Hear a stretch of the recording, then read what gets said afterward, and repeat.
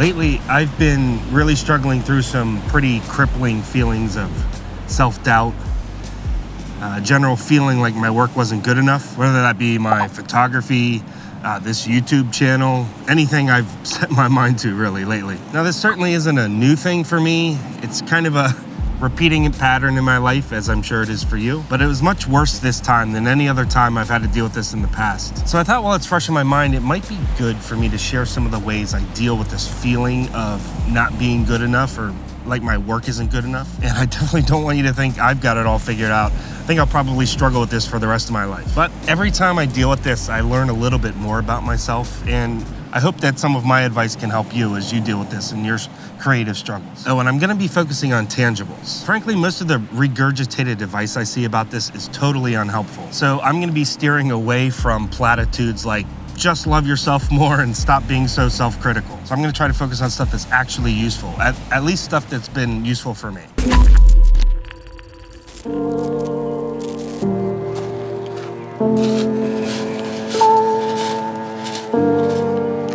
You know, it just occurred to me it might be helpful for me to give a little context and explain why I was thinking about this. Sometimes it's helpful to get examples from others because it can help us see patterns in our own behavior that maybe we didn't see before. So I'll share this real quick and then I'll get to the tips. So over the past year, I've been seeing an uptick in people asking me if I offer prints of my photography. Now, this isn't something I had ever really been inclined to do. When I looked into it before, I had always thought it kind of seemed like an inordinate amount of effort. I have to learn how to edit photos differently than the normal way I edit photos specifically for prints. I'd have to learn about ICC profiles. I'd have to find a printer or a print lab to work with. I have to build out a store on my website, worry about things like delivery costs and sales tax and on and on and on.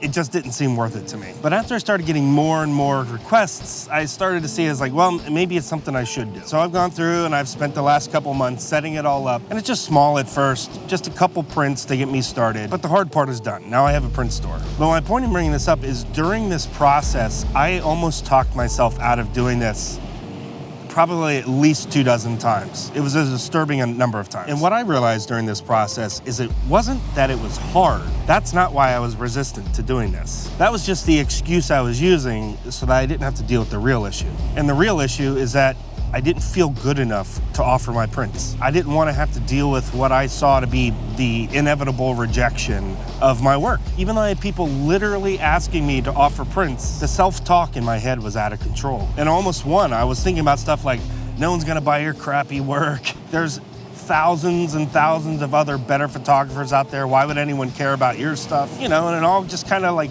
gathered together in this pile of, you might as well not bother wasting your time. Oh, much better. I don't know, I was thinking filming that other direction. Now, in my previous career, I was able to rationalize these feelings a lot better. There's kind of a natural compartmentalization between doing the work and delivering it. And I think this was the most important realization for me, that creative work tends to be more personal. So it's harder for me to separate myself, from my work. When I'm in the creating phase, it never occurs to me whether or not my work is good enough. It's about the learning and the act of creating for me. But as soon as it comes time to share that work, then all of a sudden I have these crippling anxieties about whether or not my stuff's good enough. And I think this is a challenge for a lot of us creatives. You and your work are not the same thing. Sure, your creative work comes from you, but it's just a very small snippet, a small snapshot of a very specific point in time that you'll never be at as a creative again. And sure, sometimes putting our work out there can feel like we're putting ourselves out there for rejection, but it's really not that at all. So I think remembering this can help us place more value on the process of creating instead of being so worried about the end result of how people are going to receive our creations. I don't know if I'm making sense, but I hope that makes sense. All right, so let's get to some tangible tactics. I'm gonna change locations here. My hands are getting a bit cold. But let's get in some tangible tactics that I use to help me reframe how I think about this. A couple of these may make you feel a little uncomfortable at first, but just bear with me until I explain them before you automatically dismiss them. Ho, ho, ho. So the first piece of advice I want to offer here is to use something called negative visualization. People love to tell you to just think positively, and I do think by and large that trying to be a positive person is a good thing. But I think we can take it too far. Now there's a bunch of different terms for it, but I call it toxic positivity. And the reason I call it toxic is because it can really poison your ability to see things the way they are instead of the way that you want them to be. And when you're trying to interrupt a pattern in your thinking, being negative can be a highly useful tool to kind of suck you out of fairy tale land and back into reality. It can help expose your fear for what it is and give you perspective, which I think when we're all struggling through some of these challenges, perspective is probably one of our most useful tools. You have to allow yourself to experience the negativity instead of just doubling down on trying to feel better. I know it seems a little counterintuitive, but it actually works. Think of it like the opposite of looking for the silver lining, like looking for the muddy lining, I guess.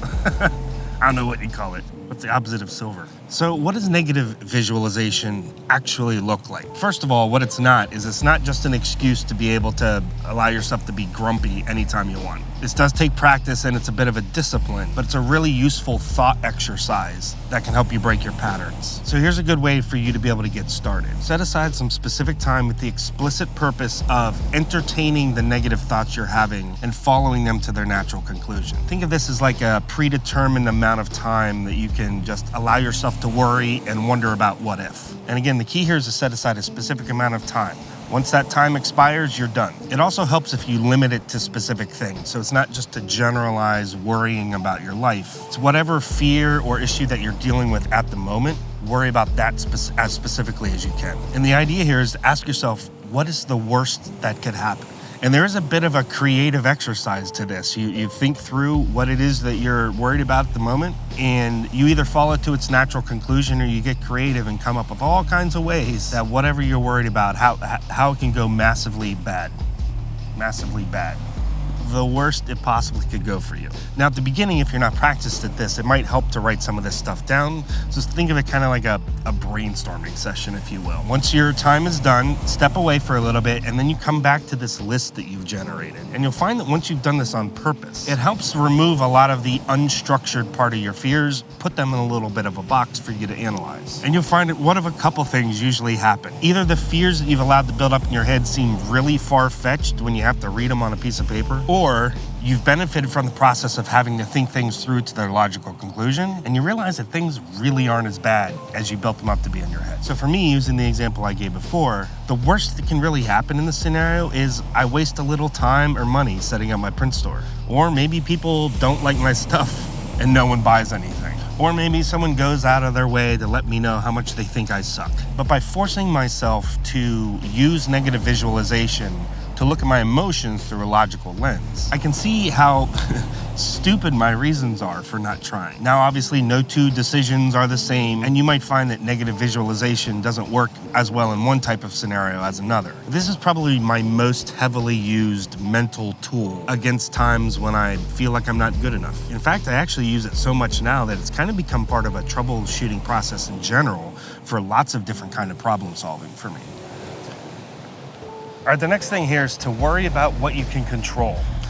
This is something that the ancient Stoic philosophers were particularly concerned with, and it's a great mindset to help you guide your thoughts and your actions. I found it can be kind of tough to put this into practice in an aggregate or macro level. So for me, I choose to focus on the micro level, the very specific things, the thoughts or actions or problems, the scenarios that I'm dealing with right now. And if I focus on what I can control, then it can be really clarifying. I also think that sometimes this idea of worrying about what you can control can be really misunderstood. It's meant to help you focus on what's important and also how you react to things that are outside of your control. So again, you can practice this in a really tactical way. Set aside 5 or 10 minutes and think through the scenario, and then document all the things right now that are actually in your control. And a couple surprising things will happen. First, you'll find out you're not in control of as much as you probably think you are. And secondly, you'll come away with a much smaller pile of stuff to worry about. So using my example, what are the things I can control?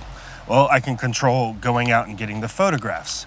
I can control learning more about post-processing and how to edit better images. Speaking of editing, I can learn how to edit differently for print, since that's a different material and looks different than it does on the screen. I can push myself to keep growing and learning. I can take the steps to set up a print store, et cetera, et cetera. You get the point.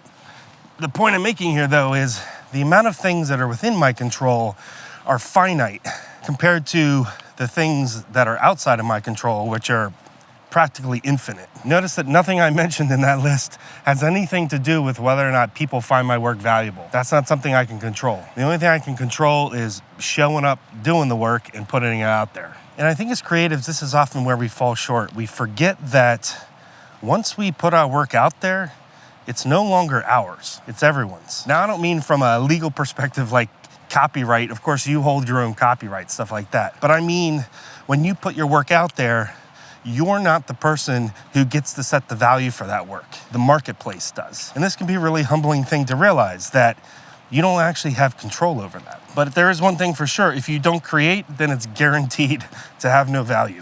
All right, so I'm losing light here. I think I'm gonna hike around and just enjoy what light I have left. We'll head back to the office and finish up these points there. All right, so where were we here?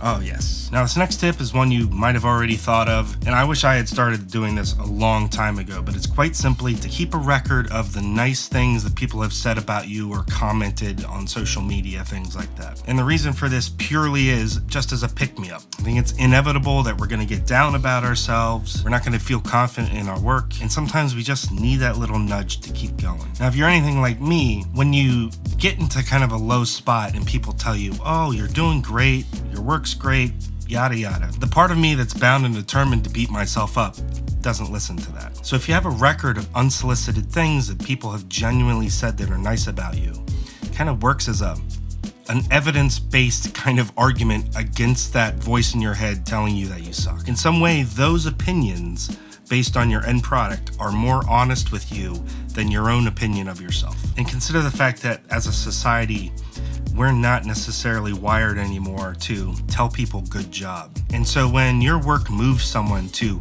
put in the effort to leave that comment or send you that email, whatever it is, that can really speak volumes. So make sure you don't lose sight of that by keeping a record of these comments and this type of feedback. Now, you've probably heard the sentiment that you shouldn't compare yourself to others. And I definitely do think there's some truth to that. Regardless of the creative medium, I'm pretty sure every creator has probably looked at the work of another creator in their field and wanted to throw their hands up thinking, man, I suck at this. My view on this, though, is a little bit more nuanced. I don't believe that comparing ourselves to other people is always bad for our mental health. First, we're social creatures, and it's virtually impossible not to do. Secondly, it can actually be a really good thing. I mean, if you never compared yourself to other people, you'd never have an opportunity to be inspired, learn from their creations. And as it turns out, there's actually a very specific type of comparing yourself to others that can be really mentally healthy when you're in a spot where you're feeling a lot of self-doubt. And that is what scientists call comparing down. Now, the comparing up is what we tend to do. We tend to look at other people's highlight reels. And while sometimes this can push us to be inspired or to get better at our own craft, we often take it too far and we fall into this comparison trap, which makes us feel worthless. However, comparing down is actually really healthy for us. And when you're in a spot where you don't feel good enough or you feel like your work sucks, put some intentional effort into finding work from people who